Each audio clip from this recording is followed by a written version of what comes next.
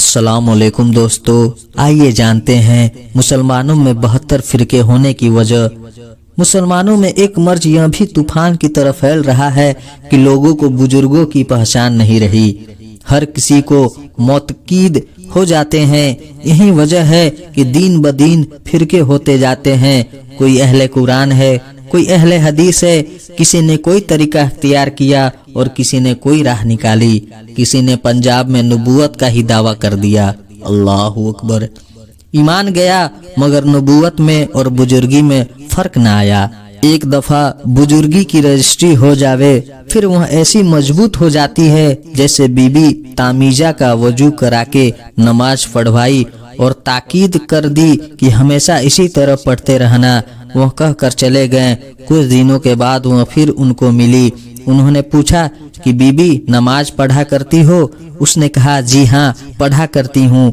उन्होंने कहा वजू भी किया करती हो? कहा वजू तो उस रोज आपने करा ही दिया था। बस जैसे उसका वजू ऐसा पुख्ता था कि न बदकारी से टूटा और न पेशाब पखाना करने से टूटा। इसी तरह आजकल की बुजुर्गी भी ऐसी पुख्ती हो जाती है कि उसमें किसी तरह का फर्क ही नहीं आता। चाहे बुजुर्ग साहब नमाज रोजे के पाबंद भी न हो और कैसी ही बदअमल को वली और नबी समझते हैं। अफसोस है कि मुसलमानों की कैसी हालत बिगड़ गई है कि ईमान और कुरान व हदीस की भी परवाह नहीं करते। और ऐसे बदअकीदा लोगों में बाज ऐसे भी हैं जो मुंशी फाजिल और मौलवी फाजिल वगैरह इम्तिहान पास किए हुए हैं। यूं तो जर्मन और बैरूत वगैरह के बहुत से ईसाई अरबी के आलिम हैं, मगर क्या वह पेशवा ए दीन है? हरगिज नहीं। दावा करने से कोई शख्स आलिम और बुजुर्ग नहीं हो सकता। आलिम और बुजुर्ग वह हैं जिसको आलिम और बुजुर्ग लोग पसंद कर ले।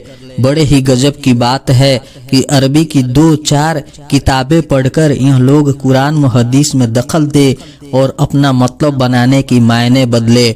इसी वजह से तो 72 फिरके हो गए हैं कि कुरान व हदीस में हर जगह अपनी राय और ख्वाहिश को ठूसने लगते हैं। इसका नाम हक परस्ती नहीं कि जो अपनी समझ में आया कह दिया और जो चाहा कर लिया।